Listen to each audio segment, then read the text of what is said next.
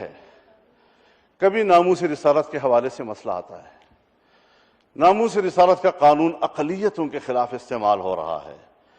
میں ایک دفعہ بیلجیم گیا، یورپی پارلیمنٹ میں وہاں گیا، تو اس کے ہال میں سب ممبران بیٹھے ہوئے تھے، یہی سوالات کرنے لگ گئے کہ آپ کے ملک میں تو ناموس رسالت کے نام پر قتل ہوتے ہیں، اقلیتوں کے خلاف اس کو استعمال کیا جا رہا ہے۔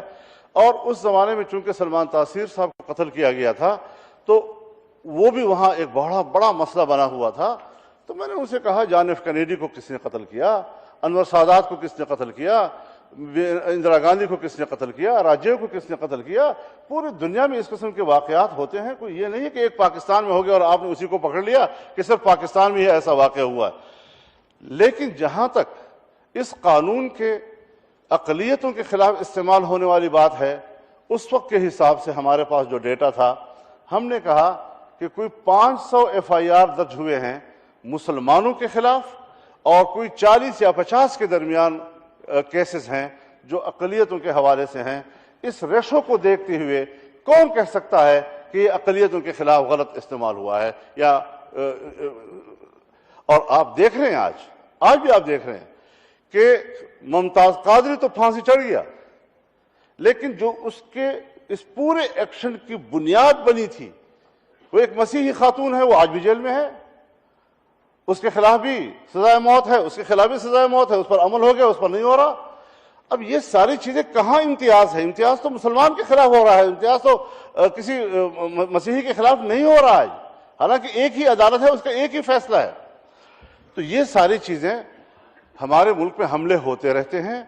یہاں پر اسی ایوان کے اندر حدود اللہ، اس کے خلاف پروپیگنڈا کیا گیا کہ حدود کا قانون خواتین کے خلاف استعمال ہو رہا ہے، خواتین کے خلاف استعمال ہو رہا ہے۔ جنرل مشرف صاحب نے اسی ایوان سے کچھ لوگوں کو اپنے ساتھ ملا کر اس میں آئینی ترمیم کر دی۔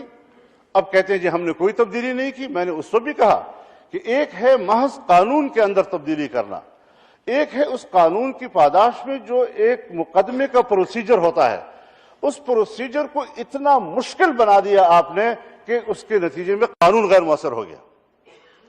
وہی کچھ اس کے ساتھ ہوا، وہی کچھ آپ توہین عدالت کے قانون میں کرنے جا رہے تھے، وہی کچھ آپ یہاں اس ختم نبوت کے مسئلے میں کرنے جا رہے ہیں کہ جی نفس قانون کو تو ہم نے نہیں چھیڑا، نفس قانون تو اپنی جگہ برقرار ہے، لیکن اس قانون کے آگے پیچھے جو تھوڑی سی اور قانونی تقاضے ہوتے ہیں یا مقدمے کے یا اور مزید پروسیجر ہوتا ہے، اس پروسیجر کو آپ اتنا مشکل بنا دیتے ہیں یا اس میں اتنا اس کو لغو کر دیتے ہیں کہ پھر نفس قانون کی کوئی حیثیت نہیں رہتی، اور اس سے جو آئین دشمن، ملک دشمن، مذہب دشمن طاقتیں جو اس کا فائدہ اٹھانا چاہتی ہیں وہ پھر اپنا فائدہ اٹھاتی ہیں۔ چنانچہ آج آپ کے اس ملک میں زنا بالجبر کو، صرف بالجبر کو زنا کہا جا رہا ہے۔ زنا بالرضا قانوناً اس وقت اس کی حیثیت یہ ہے کہ وہ ایک جائز امر ہے، جبکہ شریعت کی روح سے اس پر بھی حد ہے، اس پر بھی حد ہے، وہ بھی جرم ہے، وہ بھی جرم ہے۔ لیکن ایک کو آپ نے اتنا مشکل بنا دیا کہ اب آپ کے قبائلی ماحول میں، آپ کے سندھ میں، آپ کے بلوچستان میں قبائل لوگ ہیں، پنجاب میں ہیں، وہ پھر براہ راست اب قتل کریں گے، وہ قانون کی طرف رجوع نہیں کریں گے۔ تو یہ مشکلات جو آپ کے ملک میں پیدا کی جاتی رہی ہیں، اور آج پھر ختم نبوت کے حوالے سے ایسی چیزیں اندر اس بل میں گھسیڑ دینا کہ لوگوں کی نظریں ایک اور چیز پر مرکوز ہیں، اور آپ نے اس کے بیچ میں اور چیز لگا کر تاکہ کسی طریقے سے پاس ہو جائے گا تو پھر دیکھا جائے گا۔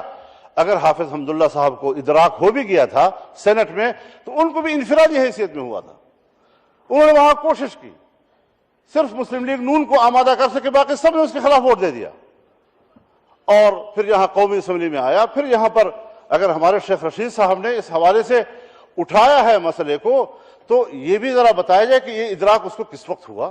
اسی وقت ہوا، کسی نے کان میں کہہ دیا، اس سے پہلے اس نے مطالعہ کیا تھا، سٹڈی کیا تھا۔ لیکن یہ کہنا کہ شیخ رشید صاحب وہ شخصیت ہے، کیا وہ مسلمان نہیں ہے؟ کیا ان کے وہ جذبات نہیں ہیں جو میرے جذبات ہوں گے؟ کیا ان کا فریضہ نہیں ہے؟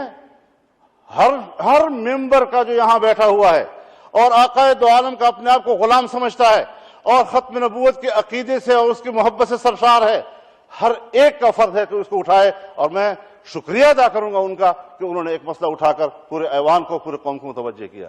یہ کوئی ایسا مسئلہ نہیں ہے.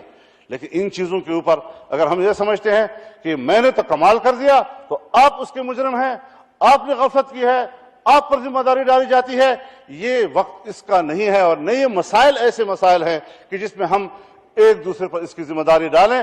ہاں, نقب لگایا گیا ہے, چوری کی گئی ہے, جیب کترے نے کوئی جیب کاٹنے کی کوشش کی ہے, اس کو تلاش کرنا چاہیے, اس پر کمیٹی بننی چاہیے, اس کی تفتیش ہونی چاہیے کہ کون اس کا ذمہ دار ہے, بڑا ہو یا چھوٹا ہو, کلرک ہو یا کوئی منسٹر ہو, اس پر اس کا احتساب ہونا چاہیے.